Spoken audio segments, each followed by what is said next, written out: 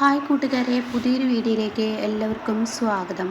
അങ്ങനെ രഘു അമ്പിളിയോട് ചൂടാവുകയാണ്. കിട്ടിയ അവസരം വെച്ച് മുതലെടുക്കുന്ന നിൻ്റെ ഈ സ്വഭാവം ഒന്ന് നിർത്തുന്നുണ്ടോ എന്നങ്ങ് പറഞ്ഞ് ചൂടാവുമ്പോൾ ഉടൻ തന്നെ അവിടെ രഘുവിനോട് പറയണേ, പിന്നെ ഉള്ളതുപോലെ പറയണ്ടേ, അച്ഛൻ നമ്മളെ എത്രമാത്രം വേദനിപ്പിച്ചിട്ടുണ്ട്. അപ്പോഴേക്കും ചീരു പറയണേ, ഇനി മതി, ഈ സംസാരം ഇവിടെ വെച്ച് നിർത്തിയേക്ക്, ഇനി നിങ്ങൾ കൂടുതൽ സംസാരിച്ച അച്ഛനിലോട്ടെത്തും, അതുകൊണ്ട് രഘുവേട്ടൻ പോകാൻ നോക്ക് എന്ന് പറഞ്ഞു വിടുന്നു കേട്ടോ.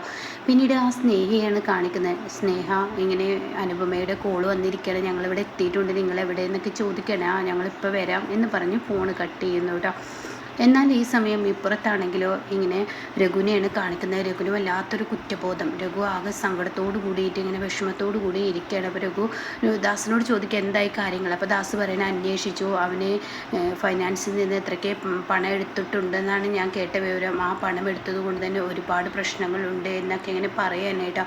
അപ്പോൾ ആ പണം നമ്മൾ 2 ദിവസം മുന്നേ അവന് കൊടുക്കുകയായിരുന്നെങ്കിൽ ഒരു പക്ഷേ അവന് ഈ കൊല ചെയ്യില്ലായിരുന്നു അല്ലേ എന്ന് രഘു പറയുമ്പോൾ, എന്താ രഘു നീ ഇങ്ങനെയൊക്കെ ചിന്തിക്കുന്നത്, അത് കൊടുക്കാൻ നമ്മളെ കൊണ്ട് പറ്റില്ല, നമ്മളുടെ അടുത്ത് അബദ്ധം സംഭവിച്ചു എന്നുള്ളത് ഇനി വീണ്ടും ഇങ്ങനെ ഓർമ്മിപ്പിക്കല്ലേ, അത് തെറ്റാണ് എന്നൊക്കെ പറയുമ്പോൾ എന്നാലും അവന് കൊടുക്കാതിരുന്നത് ചില തെറ്റായി പോയില്ലേ, അതെനിക്കൊരു വല്ലാത്ത കുറ്റബോധം. അവന് കൊടുക്കാമെന്ന് പറഞ്ഞ പണം കൊടുക്കണം. ഇപ്പോൾ ഇനി ബിസിനസ്സിലോട്ടാണ് ശ്രദ്ധിക്കേണ്ടത്, അവന് കൊടുക്കാനുള്ള പണമല്ല. അവന് അങ്ങനെ ഒരു യോഗം ഉണ്ടാവും, എന്നാൽ അവന് കൊല ചെയ്യാതിരുന്നോടെ മനുഷ്യനല്ലേ, എങ്ങനെയൊക്കെയാണ് സാഹചര്യം വരിക എന്ന് പറയാൻ പറ്റില്ല.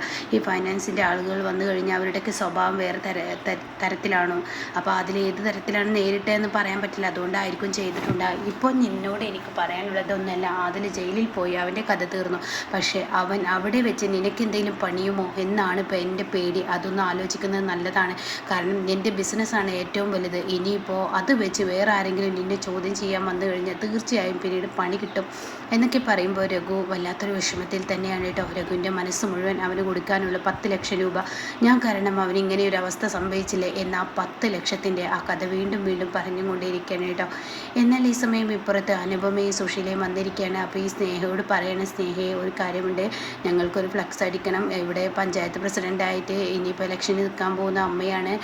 അപ്പോൾ ചേച്ചിയല്ല ഞാനാണ്, എന്തായാലും അനു കാരണം തന്നെയാണ് എനിക്ക് ഈ പോസ്റ്റ് കിട്ടിയത് എന്ന് സുശീല പറയണേ. അപ്പോൾ എന്തായാലും ഇനി പെട്ടെന്ന് നോക്കിക്കോളൂ, അതൊക്കെ അടിക്കാനുള്ള ആ പരിപാടി ഒന്ന് നോക്കൂ എന്ന് പറയാനായിട്ട്. അപ്പോൾ എന്തായാലും ആ പോസ്റ്റ് നടക്കട്ടെ, ആ പോസ്റ്റ് ഞങ്ങൾ അടിച്ചോളാം, ഇല്ലെങ്കിൽ ഞങ്ങളുടെ ഫ്രണ്ട്സുകളൊക്കെ ഉണ്ട്, അപ്പോൾ നിങ്ങൾക്ക് ഉണ്ട് അതിനൊക്കെ കൈകാര്യം ചെയ്യാൻ അറിയുമോ എന്നൊക്കെ ചോദിക്കും. അതൊന്നും ചേച്ചി വിഷമിക്കേണ്ട, ഞങ്ങൾ അതിൻ്റേതായ ലെവലിൽ ഞങ്ങൾ ചെയ്തു തരാമെന്ന് പറയാനായിട്ടോ.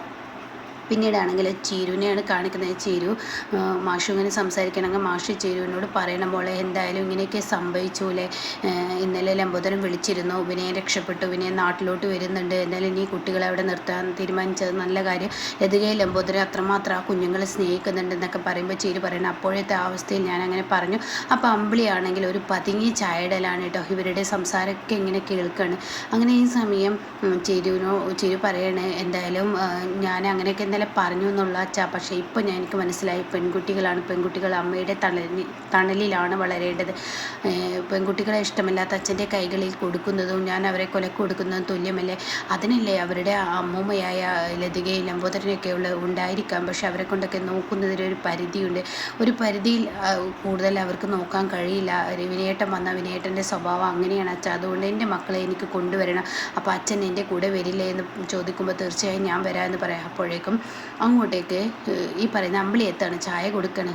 അച്ഛാ എന്തായാലും ഈ അച്ഛൻ്റെ തലവേദന ഒരു കാലത്തും വിടില്ല, അച്ഛനെ ഒന്ന് കഴിയുമ്പോൾ ഒരു പ്രശ്നം ഇങ്ങനെ വന്നുകൊണ്ടിരിക്കും, എന്നും ഇങ്ങനെ സമാധാനമില്ലാത്തതായിരുന്നു, ഇതുവരെ ആദിലിൻ്റെ പ്രശ്നമായിരുന്നു, അതിൽ ഞങ്ങൾ ഒരുപാട് അനുഭവിച്ചു, അച്ഛൻ്റെ വിഷമം അച്ഛൻ ഞങ്ങളോട് കാണിച്ചതും ഒക്കെ. ഇപ്പോഴിതാ അടുത്തത് വിനയൻ, യഥാർത്ഥ വില്ലൻ, അവനാണ് വന്നാൽ യഥാർത്ഥ വില്ലൻ എന്ന് പറയുന്നത്, അവൻ എത്തിയല്ല അച്ഛന് ഒരു സ്വസ്ഥതയും സമാധാനം ഉണ്ടാവില്ല എന്ന് പറയുമ്പോൾ ചിരുവിന് വല്ലാത്തൊരു വിഷമം തോന്നാനിട്ടാ. അപ്പോൾ ഈ സമയം എന്തായാലും എന്ത് ചെയ്യാൻ, ചിരുവിൻ്റെ പ്രസവം അടുത്ത് വരിക, അവൻ്റെ വരവും ഇനി എന്തൊക്കെയാണോ ഇവിടെ ഉണ്ടാവാൻ പോകുന്നത് എന്ന് ഉടൻ തന്നെ ചിരു ഇങ്ങനെ നോക്കുന്നുണ്ട് കേട്ടോ. അപ്പോൾ ചിരു പറയണേ, അച്ഛാ ഞാൻ പറഞ്ഞത് എന്തെങ്കിലും വിഷമമായോ എന്നൊക്കെ ചോദിക്കുമ്പോൾ, ഇല്ല ചേച്ചി പറഞ്ഞതല്ല വിഷമം, ചേച്ചിയുടെ ചില നേരത്തെ എന്തായാലും അച്ഛന് ഒരുപാട് വിഷമങ്ങൾ അനുഭവിക്കുമെന്ന് പറയുമ്പോഴാണ് കേട്ടോ അവിടെ ചിരു പറയുന്നത്, അച്ഛന് വിഷമം അനുഭവിക്കുന്നതല്ല, ചേച്ചിയുടെ ചില നേരത്തുള്ള സംസാരങ്ങൾ മനുഷ്യനെ കത്തി കൊണ്ട് കുത്തി മുറിവയ്ക്കുന്നത് പോലെയാണ്. എന്തായാലും ഞാൻ സംസാരിച്ചത് നിൻ്റെ ഭർത്താവിനെ കുറിച്ച് പറഞ്ഞപ്പോൾ നിനക്ക് പൊള്ളിയില്ലേ?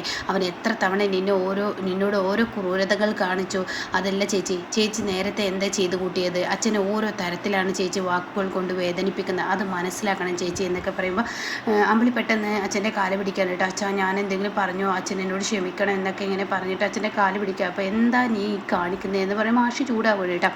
അങ്ങനെ അമ്പിളി എണീറ്റ് നിന്നോടെ തന്നെ ചിരുനോട് പറയണേ, നീ പ്രതീക്ഷിക്കണം നിൻ്റെ കാല് പിടിക്കുന്നത്, നിൻ്റെ ഭർത്താവിനെ കുറിച്ച് ഞാൻ നല്ലതൊന്നും പറയില്ല, അത്ര നല്ലതൊന്നും പറയാൻ പറ്റിയ ആളല്ല എൻ്റെ ഭർത്താവ് എന്നങ്ങ് പറഞ്ഞിട്ട് കാട് കയറിയിട്ട് അപ്പോഴേക്കും മാഷിനങ്ങ് ദേഷ്യം പിടിക്കണം. നിർത്തുന്ന അമ്പിളി, നിൻ്റെ സംസാരം അതിരി കിടക്കുന്നൊന്ന് പോകുന്നുണ്ടോ എന്ന് പറയുമ്പോൾ, അല്ലെങ്കിൽ ഞാൻ എന്തെങ്കിലും വാ തുറന്ന എല്ലാവർക്കും തെറ്റ്. ഈ അമ്പിളി എന്ന് പറയുന്നത് വാ പോയ കോടാലി പോലെയാണ്, എന്താ പറയേണ്ടതെന്ന് അമ്പിളിക്ക് അറിയില്ല.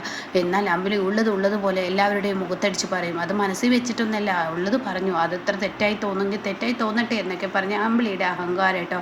എന്നാൽ ഈ സമയം ചീരു ഇങ്ങനെ ആകെ സങ്കടപ്പെട്ടിരിക്കുമ്പോൾ മാഷി പറയണേ, അവളുടെ സംസാരം നീ മനസ്സിലാക്കി, അവൾ അങ്ങനെ ഒരു സാധനമാണ്, അതുകൊണ്ട് നീ നിൻ്റെ ചേച്ചിയെ മനസ്സിലാക്കുക, അത് കുഴപ്പമില്ല അച്ഛാ എന്ന് പറയുന്നുണ്ട് കേട്ടോ. പിന്നീട് ദയാണ് കാണിക്കുന്നത്.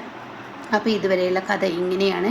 എന്തായാലും സുശീല എന്ന് പറയുന്ന ഇത്ര നല്ല ആളെന്നല്ല, മെമ്പറാണെങ്കിലും പ്രസിഡൻ്റ് ആക്കുകയാണെങ്കിലും ജനങ്ങളൊന്ന് ചിന്തിക്കണം. എന്തെന്ന് ഇങ്ങനെ ഒരു മെമ്പറോ ഇങ്ങനെ ഒരു പ്രസിഡൻറ്റിനെ ആക്കിക്കഴിഞ്ഞാൽ തീർച്ചയായും ആളുകളുടെ കാര്യത്തിൽ തീരുമാനമായി, ആളുകൾ ജയിപ്പിച്ചിട്ടാണല്ലോ ഇവരൊക്കെ ഇതാവുന്നത്.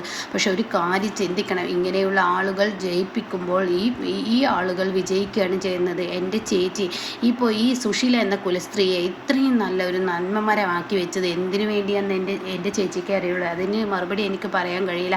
എൻ്റെ ചേച്ചി ഒരുപാട് ദുരിതങ്ങൾ ഈ ഒരു കുലസ്ത്രീ കാരണം അനുഭവിച്ചിട്ടുണ്ട് എന്നൊക്കെ പറഞ്ഞ് വൃത്തികെട്ട വാക്കുകൾ ഉപയോഗിച്ചു കൊണ്ടിരിക്കുമ്പോൾ അനിതയ്ക്ക് ഈശ്വര, എന്തൊരു രക്തബന്ധത്തിനോട് സ്നേഹമില്ലാത്തൊരു ജന്മം എന്ന ലെവലിൽ അനിത അങ്ങനെ നോക്കുന്നുണ്ട് കേട്ടോ. അത് കേൾക്കുന്ന സുശീലയ്ക്ക് പറ്റിയ തുണകളാണല്ലോ വാസന്തിയും ധനനും. അപ്പോൾ അവർക്കാണെങ്കിൽ എന്തൊരടിപൊളി എന്നിങ്ങനെ അവരിങ്ങനെ റിപ്പീറ്റ് ചെയ്ത് പറയുന്നുണ്ട് കേട്ടോ.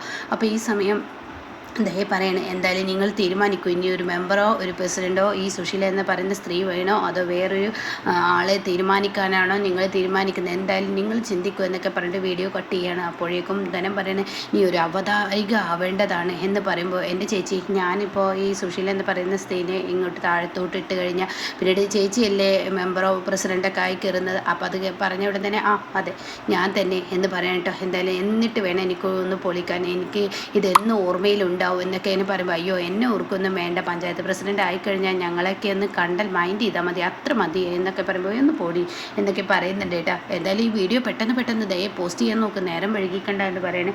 അങ്ങനെ അവരവിടെ നിന്ന് പോകുമ്പോൾ അവർ പറയുന്നുണ്ട്, ഈ വീഡിയോ ഇന്ന് പോസ്റ്റ് ചെയ്യുന്ന ആളൊക്കെ വൈറലാവുമ്പോൾ വേണം ഞങ്ങൾക്ക് അവിടെ കയറി ചെല്ലാൻ, എന്നിട്ട് വേണം സുശീലയെ വലിച്ചു വാരി പുറത്തോട്ടിടാം, എന്നിട്ട് വേണം അവർക്ക് തിരിച്ചടി കൊടുക്കാൻ എന്നൊക്കെ ഇങ്ങനെ പറയണേട്ടോ. എന്നാൽ ഈ സമയം അനുപമയും ഈ പറയുന്ന സ്നേഹയൊക്കെയാണ് കാണിക്കുന്നത്. ഇങ്ങനെ പിടിക്കാമേ കൈ ഒന്ന് ശക്തി ഉണ്ടാവട്ടെ, ഞാൻ വിജയിച്ചു വരും എന്നൊക്കെയുള്ള ആ ലെവലിൽ പിടിക്കാമേ, ഓക്കെ എന്നൊക്കെ പറഞ്ഞ് പിടിക്കുന്നു കേട്ടോ. അങ്ങനെ ഫോട്ടോ എടുക്കുന്ന സമയത്ത് അങ്ങോട്ടേക്ക് മെമ്പർ കയറി വരികയാണ്. അപ്പോൾ മെമ്പർ മീറ്റിംഗ് ഒക്കെ കഴിഞ്ഞു, എനിക്ക് സംസാരിക്കാനൊന്നും പറ്റിയില്ല. അപ്പോൾ ഫോട്ടോഗ്രാഫർ ഇതാണ്, സ്നേഹയും വിശാലും ഇതാണെന്നൊക്കെ പറഞ്ഞ് കാണിച്ചു കൊടുക്കുമ്പോൾ, ഇവരായിരുന്നോ, ഇവരെയാണ് ഏൽപ്പിച്ചത്? അല്ല, ഇവർ നല്ല മിടുക്കൻ കുട്ടികളാണെന്ന് സുശീല പറയണേ. ഇവരാണല്ലോ എന്നെ ഈ ഒരു ഇലക്ഷനിലോട്ട് എത്തിച്ച, അപ്പോൾ ഇവരാണ് ഞങ്ങൾക്കൊരു മെമ്പറെ തന്നതില്ലേ, എന്തായാലും വാ എന്ന് പറഞ്ഞിട്ട് വിളിക്കുകയാണ് കേട്ടോ. അങ്ങനെ അകത്ത് കയറുകയാണ്. അപ്പോൾ ഉടൻ തന്നെ എന്തായാലും ഇനി കാര്യങ്ങൾ പെട്ടെന്നാവട്ടെ, പോസ്റ്റഡിയും ഫ്ലക്സഡിയും ഒക്കെ തുടങ്ങിക്കോട്ടെ.